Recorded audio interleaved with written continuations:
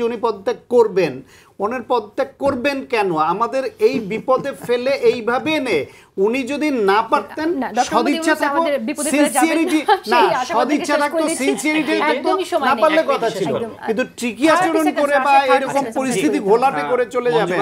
উনি যদি মনেই করেন যে আমি এটা পারবো না, আমি যোগ্য না, তাইলে উনি আমাদের কাছে নোবেল লরিয়েট হিসেবে এবং উনি নিপীড়িত মানুষ হিসেবে এবং ইন্টারন্যাশনালি এত ওয়েল নোন হিসেবে যেই শ্রদ্ধার জায়গায় থাকতেন, ওটা নিয়েই থাকতে পারতেন।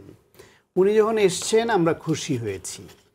এখন উনি যদি এরকম হতো যে উনি আন্তরিক ছিলেন কিন্তু উনি পারছেন না, রাজনৈতিক দলগুলোকে ওনাকে বেহুদা দোষারোপ করছে, তখন এই কথা প্রযোজ্য যে উনি তাহলে সরে যাবেন। উনি যদি কোনো ট্রিকি আচরণ করেন অথবা ওনার অযোগ্যতা, সেই অযোগ্যতার পরেও মঞ্জু ভাইরা তারা গিয়ে পরামর্শ দিবেন, সেই পরামর্শ শুনবেনও না।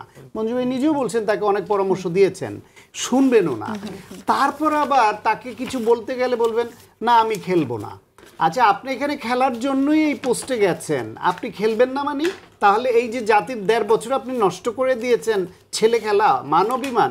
নাহিদ যাবে আর আপনি অভিমান করে বলবেন চলে যেতে পারেন, আবার এসে সেটা বাইরে বলবে।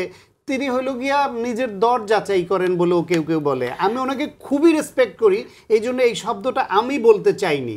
কিন্তু মঞ্জু ভাই আবার আজকে যেভাবে আবার আওয়াজ দিচ্ছেন যে উনি পদত্যাগ করবেন, ওনার পদত্যাগ করবেন কেন? আমাদের এই বিপদে ফেলে এইভাবে এনে উনি যদি না পারতেন, সদিচ্ছা থাকতো, সিনসিয়ারিটি না, সদিচ্ছা থাকতো, সিনসিয়ারিটি থাকতো, না পারলে কথা ছিল, কিন্তু ট্রিকি আচরণ করে বা এরকম পরিস্থিতি ঘোলাটে করে চলে যাবেন। ভাই যেটি বললেন, শান্ত ভাই শেষ করবেন, আপনি বলেন। শিওর না বলেন। মঞ্জু ভাই যেটি বললেন যে ডক্টর মোহাম্মদ ইউনূসের কোনো পরিকল্পনা ছিল না, হোমওয়ার্ক নাই, এটা কিন্তু সমালোচনা। এবং তার অনেক বক্তব্য আমি শুনেছি, তিনি ডক্টর মোহাম্মদ ইউনূস এই সরকারের উপদেষ্টাদের অনেক সমালোচনা করেন, তার দলেরও করেন।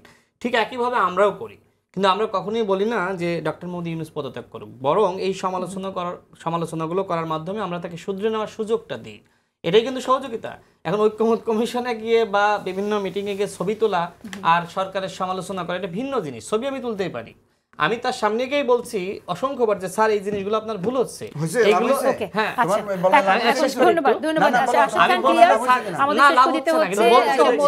মঞ্জু এবং শান্ত, আপনাদের তিনজনকে ধন্যবাদ।